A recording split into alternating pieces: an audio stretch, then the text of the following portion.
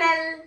ఈరోజు మనం తెలుగు గ్రామర్ కి సంబంధించి సందుల్లోని సవర్ణ దీర్ఘ సంధి గురించి తెలుసుకుందాం. ఈ వీడియో చూసే ముందు ఈ ఛానల్ ని ఇంకెవరైనా సబ్స్క్రైబ్ చేసుకోకపోతే కనుక తప్పకుండా సబ్స్క్రైబ్ చేయండి. వీడియో ఎండింగ్ వరకు చూసి తప్పకుండా లైక్ చేయండి. చూడండి సవర్ణ దీర్ఘ సంధి. దీని సూత్రం కనుక చూసుకున్నట్లయితే మనకి ఆయి ఊరులకు అవే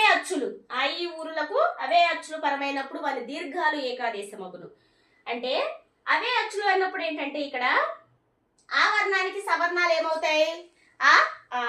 అలానే ఈ వర్ణానికి సవర్ణాలు ఇ ఈ. ఊ వర్ణానికి సవర్ణాలు ఉ ఊ. రు వర్ణానికి సవర్ణాలు రు రు.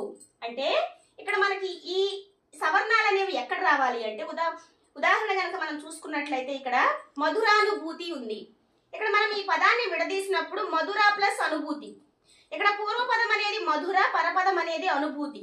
ఇక్కడ పూర్వపదంలో చివరి అక్షరం వచ్చేసి రాలో పలుకుతున్న అచ్చు ఆ.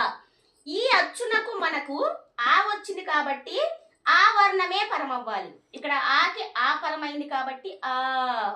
ఇట్లా రావడాన్ని సవర్ణ దీర్ఘ సంధి అంటారు. అలానే మనం ఈ గనక చూసుకున్నట్లయితే ఇక్కడ కవీంద్రుడు ఎగ్జాంపుల్ తీసుకుంటే కవి ప్లస్ ఇంద్రుడు. దీనిలో పూర్వపదం కవి, పరపదం ఇంద్రుడు. పూర్వపదం చివరి అక్షరంలో బిలో ఈ పలుకుతుంది. ఈకి ఈ పరం అవుతుంది కాబట్టి ఇక్కడ సవర్ణం ఈ, అంటే ఈకి ఈ సవర్ణం పరమైంది కాబట్టి దాని దీర్ఘం ఏకాదేశంగా వచ్చింది. అలానే ఊ గనక చూసుకున్నట్లయితే భానుదయం, భాను ప్లస్ ఉదయం. ఇక్కడ భాను అనేది పూర్వపదం, ఉదయం అనేది పరపదం.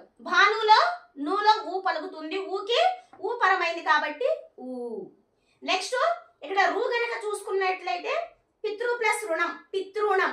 అంటే ఇక్కడ రూకి రూ పరమైంది కాబట్టి రూ దాని దీర్ఘం వస్తుంది. ఇలా గనక ఆయి ఊరులకు అవే అచ్చులు పరమైతే ఇట్లా మన దీర్ఘాలు ఏకాదేశంగా రావడాన్ని సవర్ణ దీర్ఘ సంధి అంటారు.